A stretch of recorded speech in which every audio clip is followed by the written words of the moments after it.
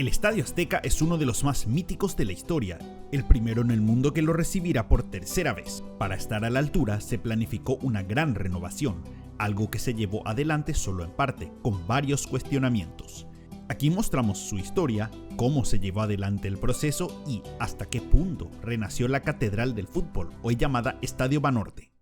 Entre los estadios del mundo, el Azteca es sin dudas uno de los que tiene más vínculos con la Copa del Mundo. Esto incluso superó la idea que tenían los constructores al iniciar el proyecto. En la década del 60 surgió la intención que México sea sede de la Copa del Mundo. En ese entonces el mayor estadio del país era el Olímpico Universitario en la sede de la UNAM, que podía albergar unas 72,000 personas. Esto quedaba corto para eventos masivos de fútbol en el país. Emilio Azcárraga Milmo, dueño de Televisa, fundó el Club América, lo que llevó a que busque construir un estadio para el club.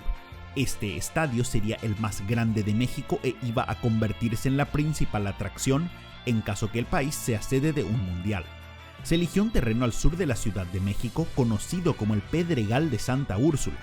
Este terreno rocoso, del lecho antiguo de un volcán, hizo que la construcción fuera de una enorme complicación, casi dejando en quiebra a los proyectistas por el gasto de dinamitar toda la piedra presente. Esto, más otras complicaciones, causaron un cambio en la planificación. La estructura del Azteca tuvo que ser construida para arriba en varios niveles, por lo que se utilizó grandes cantidades de concreto expuesto, siguiendo el estilo del brutalismo. El techo estaba sostenido por enormes columnas, pero que no molestaban a la visual, con la intención que albergue unas 105,000 personas. Se hizo un proyecto con forma ovalada para las gradas para que todos los hinchas tengan una visual con menos obstáculos del campo de juego. Estos detalles hicieron que el diseño del estadio sea único. El nombre se eligió a través de un concurso donde los hinchas podían proponer el nombre, donde terminó ganando el más solicitado, que fue Azteca. Para asegurar ingresos, se hizo un plan para vender 850 palcos del estadio de manera permanente por un periodo de 99 años, asegurando poder utilizarlos en todos los eventos que se realizan allí. Esto se convertiría en un enorme problema en décadas siguientes. La obra culminó casi 6 años después y el estadio fue inaugurado el 29 de mayo de 1966, con un partido entre el América y el Torino de Italia. El inmenso proyecto fue la pieza clave para que México sea la sede del Mundial del 70, derrotando a la candidatura de Argentina. Al ser el estadio más importante del torneo, recibió los partidos más relevantes. La inauguración, donde jugaron México y Unión Soviética, y la final, que ganó Brasil por 4-1, con la consagración del que muchos consideran el mejor equipo de la historia, liderado por Pelé. Aquí también se jugó el partido señalado como el mejor de la historia de los mundiales, el 4-3 de Italia ante Alemania Federal por las semifinales. Las imágenes del imponente recinto, la llegada de la TV a color y los grandes partidos hicieron que el Azteca se convierta en un ícono de fútbol mundial, siendo una verdadera catedral del deporte. El estadio siguió siendo centro de grandes eventos en México, desde partidos de fútbol, conciertos, peleas de boxeo y mucho más. En la década del 80 el país iba a recibir de vuelta al Mundial, en 1986 tras la caída de Colombia como sede. Para el torneo se expandió la capacidad del Azteca, llegando a 114,000 espectadores, además de reformar la estructura interna, incluyendo más palcos y áreas de esparcimiento. En 1985 la Ciudad de México sufrió un devastador terremoto que destruyó incontables edificios en la ciudad, pero no el Azteca, cuyas juntas de dilatación y construcción resistieron el embate del temblor. En este mundial volvió a ser sede del partido inaugural y de la final, donde Argentina, con Diego Maradona, se consagró como campeón del mundo.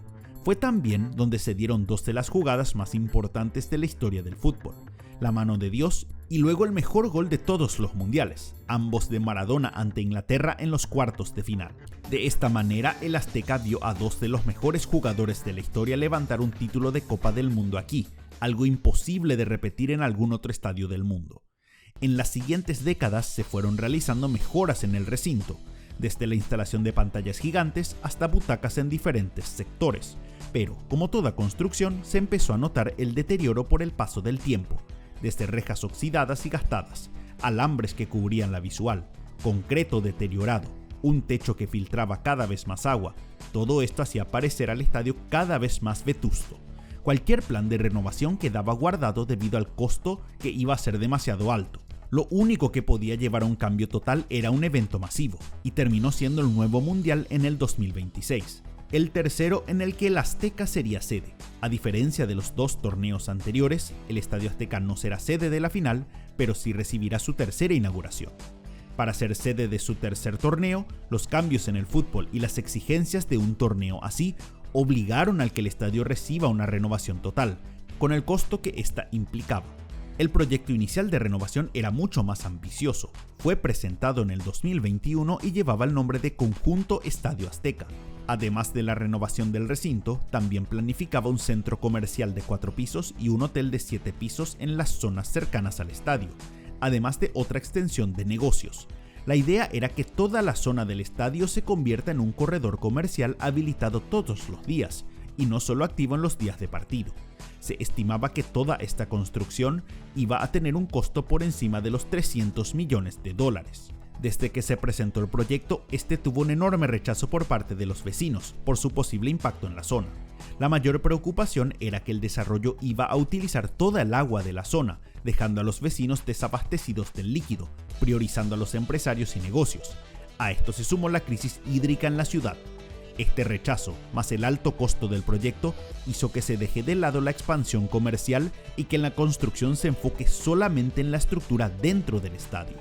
Nunca hubo una comunicación clara sobre cuál sería el proyecto de renovación, luego que quedó de lado el proyecto Conjunto Estadio Azteca. No se publicó una lista de obras que debían ser realizadas y unos claros cambios sobre el exterior del recinto. Los trabajos iniciaron en el 2024, cerrando el estadio para los enormes trabajos de construcción.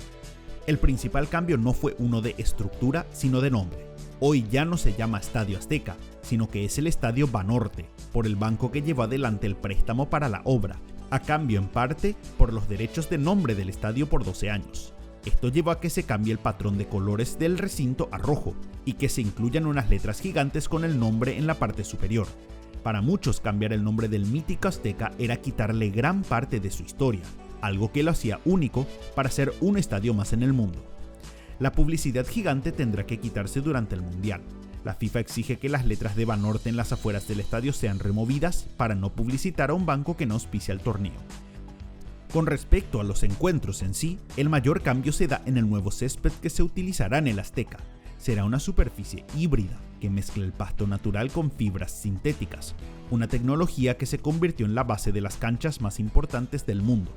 El campo tendrá un 95% de césped natural, mientras que el 5% de las fibras serán sintéticas para reforzar la totalidad. Tomó 7 días realizar el llamado cocido del campo, injertando las fibras entre el césped. Este sistema implementado en el Azteca permitirá que la superficie pueda durar más tiempo con el cuidado, que tenga una mejora en el drenaje y el manejo del riego de la misma.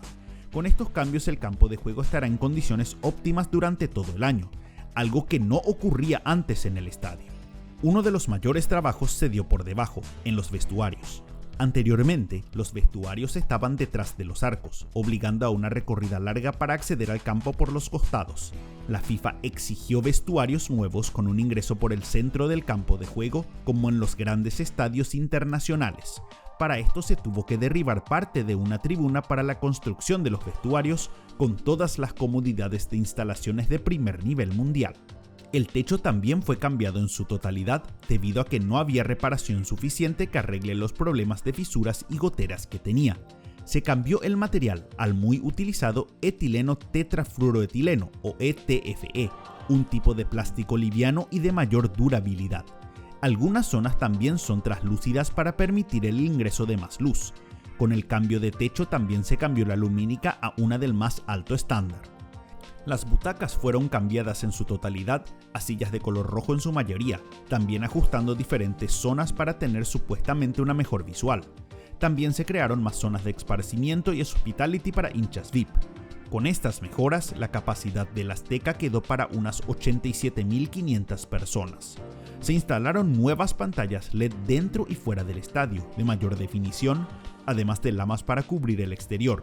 A pesar que el trabajo fue bastante menor que el planificado al inicio, el costo total de la obra fue de cerca de $300 millones, un monto elevado considerando que se mantuvo la misma estructura del estadio de hace más de 60 años atrás, haciendo cambios internos.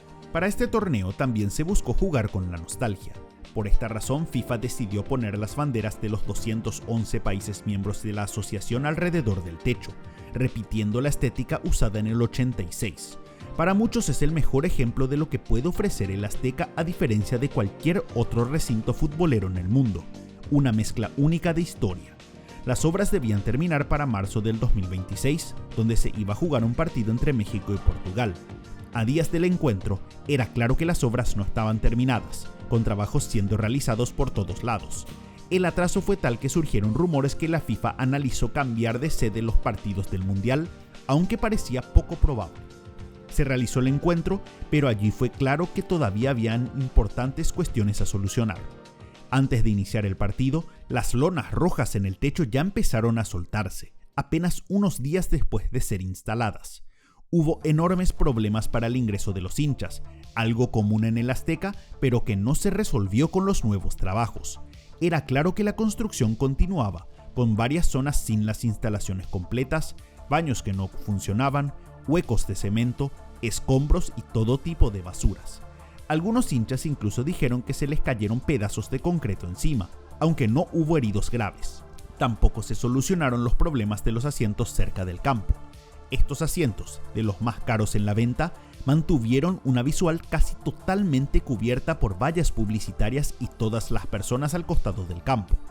Esto llevó a que las 3 primeras filas sean inhabilitadas para los siguientes encuentros. También hubo quejas de visuales tapadas en secciones superiores y dificultad para llegar a los accesos. Como si todo esto no fue suficiente, tampoco estuvo Cristiano Ronaldo en el equipo portugués, por lo que muchos hinchas se perdieron posiblemente la última oportunidad que tenían de verlo en vivo. A esto se sumó que un hincha falleció al saltar a otro sector para alcanzar más rápido los baños, causa de la imprudencia y no de fallas de la construcción. Otro de los grandes problemas vino de muy atrás, la venta de los palcos por 99 años. La FIFA exige que todos los palcos queden a su disposición en un mundial, pero los dueños de los palcos, al ser ellos los propietarios del espacio, no permitieron esto. Por años tuvieron un litigio judicial y la empresa dueña del estadio, buscando destrabar el conflicto, quedó en pagar $62 millones en entradas para los más de 10.000 lugares, para así dar estas entradas a los propietarios a los 5 partidos que se disputaran aquí, y de esta forma se liberaban el acceso de los palcos, un costo infinitamente más alto a lo que se recaudó al momento de la construcción. Esta situación aún no se ha resuelto porque los palcohabientes piden que todavía puedan utilizarlos. A menos de 30 días del torneo, las obras todavía no habían terminado, pero más allá de los problemas, el Azteca volverá a ser el centro de atención en un mundial.